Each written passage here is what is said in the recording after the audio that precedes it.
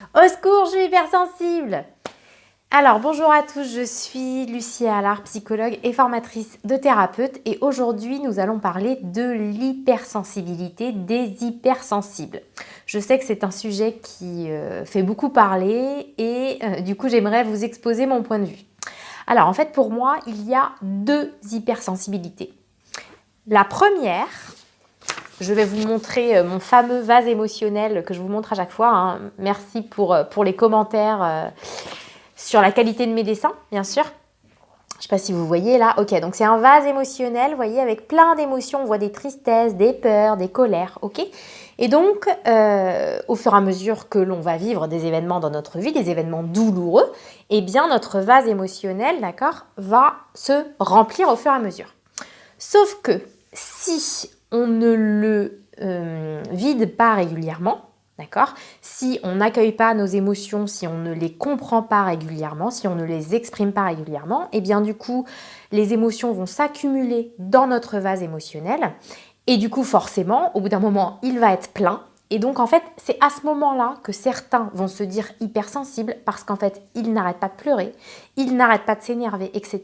Mais en fait, c'est pas qu'ils sont hypersensibles en soi, c'est juste que leur vase émotionnel, il est plein de tristesse, plein de colère et que du coup, à la moindre occasion, ils débordent complètement. Et donc, à ce moment-là, ils pleurent, à ce moment-là, ils s'énervent, à ce moment-là, ils surréagissent. Et du coup, ils vont dire « je suis hypersensible ». Alors, pour moi, en fait, ça n'est pas du tout dans leur nature. C'est juste que leur vase émotionnel, il est plein. Et en fait, quand on le vide, notamment, on peut le faire en psychothérapie. Donc, quand on enlève toutes les tristesses qui n'ont plus rien à faire là parce qu'elles sont liées à des événements passés, si on enlève toutes les colères qui n'ont plus rien à faire là parce qu'elles sont à recoller à des événements passés, comme par magie, les gens, ils arrêtent de pleurer quand on leur dit machine à laver. Et du coup, après, ils disent je suis pas hypersensible. Mais non, en fait, tu l'as jamais été. C'est juste que tu avais ton vase qui était plein de tristesse ou plein de colère. D'accord ? Donc ça, pour moi, c'est la première hypersensibilité qu'on va dire émotionnelle, on va dire. Alors, bien sûr, il y a une autre hypersensibilité. Et du coup, à mon sens, celle-ci, elle ne fait pas souffrir. C'est en effet l'hyper-acuité, l'hypersensibilité au monde, aux énergies, aux émotions des autres, etc. D'accord ? Mais celle-ci, normalement, il n'y a pas de raison qu'elle fasse souffrir. D'accord ? Je vois beaucoup sur les réseaux sociaux des gens qui disent oui, les hypersensibles, ils souffrent. Mais non, en fait. Je veux dire, si votre vase émotionnel a été correctement vidé, la souffrance des autres, ou parce que vous dites oui, je suis une éponge à la souffrance des autres, mais si votre vase émotionnel, il a été complètement vidé, d'accord, et si vous ne vous sentez pas responsable ou coupable de la souffrance des autres, il n'y a pas de raison que votre hypersensibilité, votre ressenti de la souffrance des gens autour de vous, vous fasse souffrir, d'accord ? Si elle vous fait souffrir, c'est cette hypersensibilité-là, d'accord ? Okay ? Alors,